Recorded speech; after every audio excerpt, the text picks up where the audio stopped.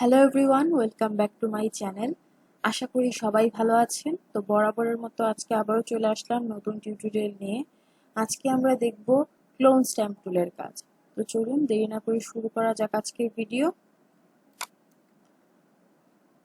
প্রথমে আমরা একটা ইমেজ নিয়ে আসি। তো একটা জিনিস বলে রাখি, যেটা হচ্ছে আমরা হিলিং ব্রাশ টুলের কাজ দেখেছি। আমার পূর্বের ভিডিওতে হিলিং ব্রাশ টুলের একটা পুরো ক্লাস রয়েছে হিলিং ব্রাশ টুলের উপরে। তো যারা ওইটা দেখেননি তারা কাইন্ডলি দেখে আসবেন আমার পূর্বের ভিডিওগুলো, পূর্বের টুলসের ক্লাসগুলো। আর ক্লোন স্টেম টুলের কাজ হচ্ছে কিছুটা ওই হিলিং ব্রাশ টুলেরই মতো, তবে আমরা যেভাবে এখানে করেছিলাম স্পট হিলিং ব্রাশ টুলের মাধ্যমে, যে একটা ক্লিকেই আমরা স্পট রিমুভ করতে পারছিলাম, কিন্তু ক্লোন স্টেম টুলের ক্ষেত্রে এরকম না। আমরা হিলিং ব্রাশ টুলে যেরকম কাজ করেছি, জাস্ট ফেসের যে স্পট এরিয়াটা, ওই এরিয়ার পাশের এরিয়া পিক করে তারপর ওই স্পট এরিয়াতে ড্র্যাগ করে দেয়া, ওই রকমই ক্লোজ ট্যাব টুলের কাজ। তো আমরা দেখি, চলুন। আমরা প্রথমে কিবোর্ডের অল্টার প্রেস করলাম, তারপর এখানে আমরা কালার নিয়ে এই যে স্পটের মধ্যে ড্র্যাগ করে দিলাম।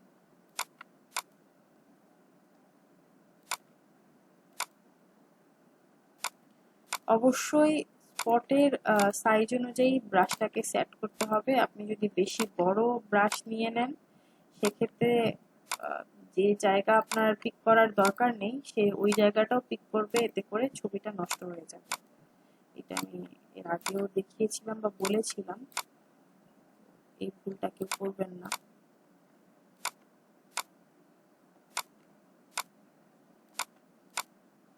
আর আরেকটা ইম্পর্টেন্ট জিনিস যেটা হচ্ছে যে সবসময় স্পটের সাইটের এরিয়াটা পিক করবেন, আদারওয়াইজ ছবিটার ইয়েটা নষ্ট হয়ে যাবে, ছবিটা নষ্ট হয়ে যাবে।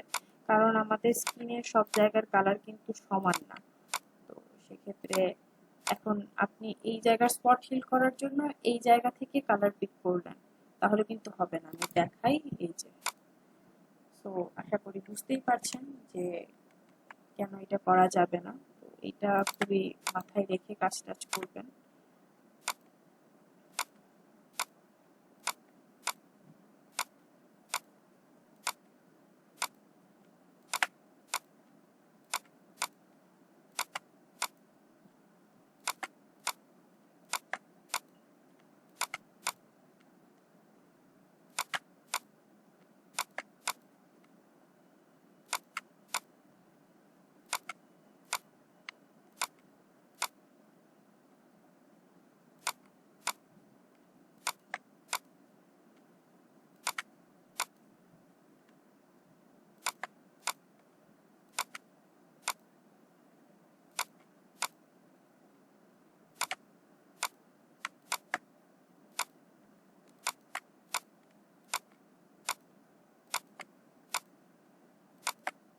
আমার অলমোস্ট প্রায় শেষ হয়ে আসছে।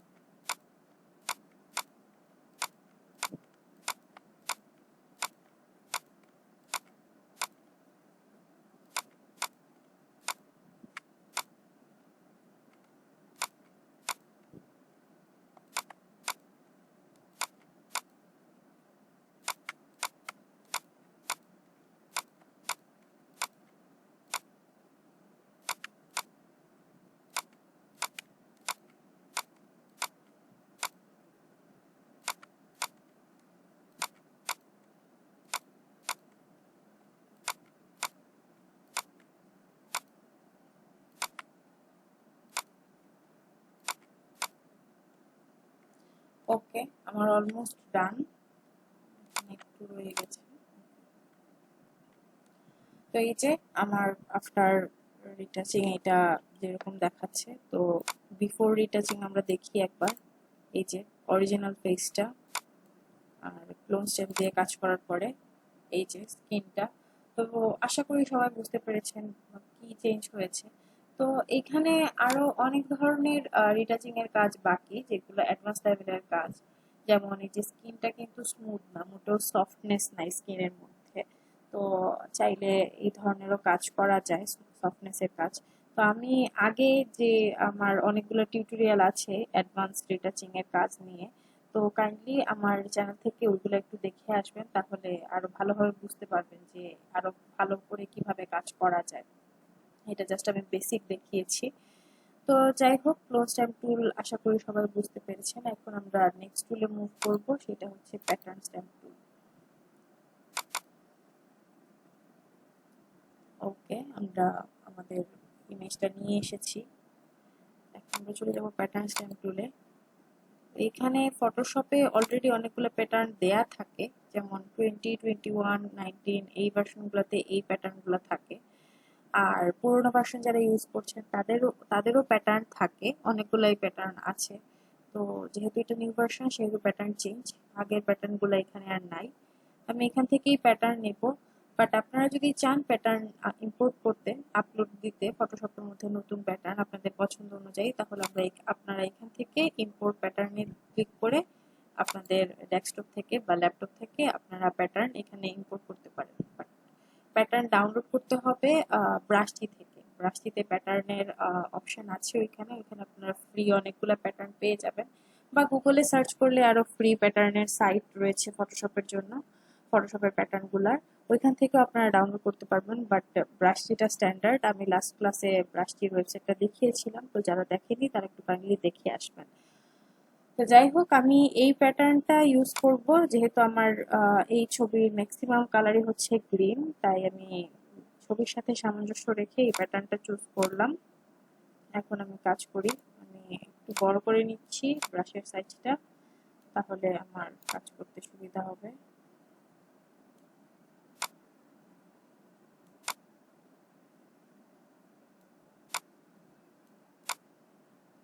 ছোট করে নেই।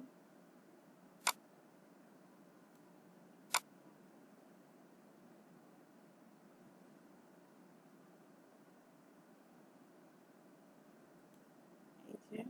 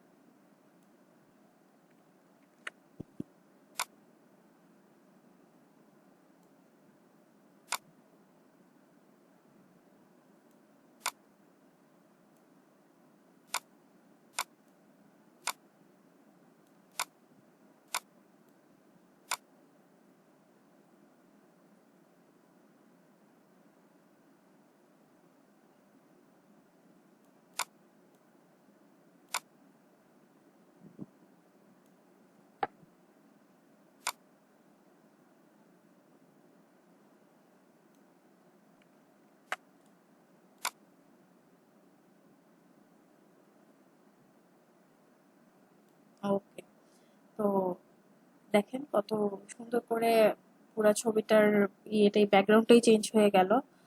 তো আপনারা চাইলে আপনাদের ইমেজ অনুযায়ী আপনারা প্যাটার্ন চেঞ্জ চুজ করতে পারেন। তো এখানে যেহেতু সবুজ ছিল তাই আমি সবুজ কালারের প্যাটার্নটা নিয়েছি। এখানে যদি আমি অন্য কালারের প্যাটার্ন নিতাম তাহলে সম্ভবত এটা ম্যাচ করতো না, কারণ এক একটা ইমেজের ধরন এক এক রকম থাকে। এই যে দেখেন, অ্যাঙ্গেলের দিক দিয়ে, ওয়েদারের দিক দিয়ে, বা সবকিছুর দিক দিয়েই এক একটা ইমেজের এক এক রকম ধরন থাকে। তো ওই অনুযায়ী আমাদের যে কোনো ডিজাইন বলেন বা যে কোনো কিছু বলেন চুজ করতে হয়। সুতরাং ম্যাচ করাতে হলে সবকিছু, বা রিয়েলিস্টিক ফিল করাতে হলে, একটা এডিটিং ইমেজকে রিয়েলিস্টিক ফিল করাতে হলে অবশ্যই সবকিছু সামঞ্জস্য রেখে তারপরে ডিজাইন করাটাই ভালো।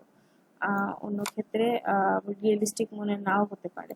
তো এই যে একটু লক্ষ্য করলে দেখবেন যে এই সাইটের সাথে এই সাইটের কিন্তু কোনো মিল নাই, বা ছবির যে মডেলের সাথেও কিন্তু এই সাইড কোনো মিল যাচ্ছে না। তো যার কারণে এই কালারটা এই ছবিটার সাথে মানানসই নয়।